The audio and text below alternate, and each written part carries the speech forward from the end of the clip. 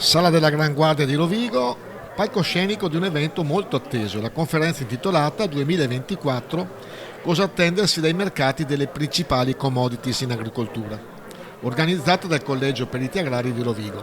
Al termine di questa giornata qual è il bilancio che si può fare?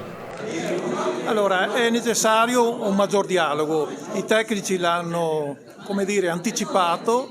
Si è detto anche che bisogna assolutamente che ci sia una filiera produttiva che porti dentro più ricavo, perché solo così potrà ripartirlo anche alla produzione, elemento indispensabile per poter lavorare in futuro. Senza produzione non riusciamo ad andare da nessuna parte e anche i tecnici ne soffrono. Questa è stata proposta all'interno del Collegio Periti Agrari proprio perché vediamo la sofferenza di un comparto produttivo. Ecco, si è parlato di qualità del prodotto, che quando c'è qualità c'è anche il prezzo e anche la produzione, però quando si è cercato di fare un marchio particolare è stato un flop nella nostra provincia, come mai?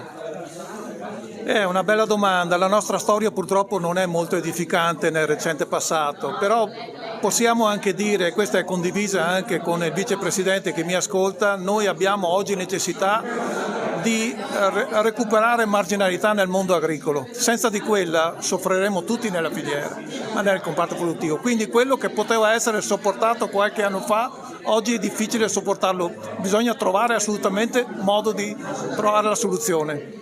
Lei ha detto che fra 30 anni dovremo misurarci con paesi emergenti, in particolar modo con l'Africa. Riuscirà l'Italia o anche l'Europa a superare questo? Ce lo auguriamo di cuore, anche inseguendo o cercando di portare una distintività al prodotto che arriva dal nostro territorio.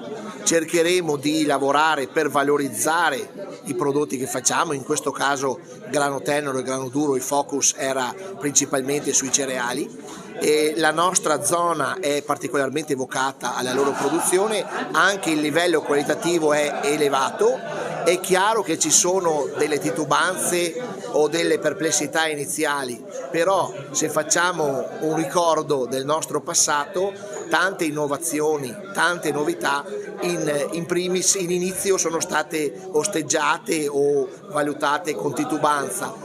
Noi speriamo, anche coinvolgendo i giovani, soprattutto i tecnici del nostro collegio, che sono parecchi, ci auguriamo che possa elevarsi molto la professionalità, la classe imprenditoriale, la voglia di fare, la voglia di collaborare. Quindi il messaggio che arriva questa sera dal Collegio Periti Agrari di Rovigo e da Rovigo in particolare vuole essere questo, insomma, ecco.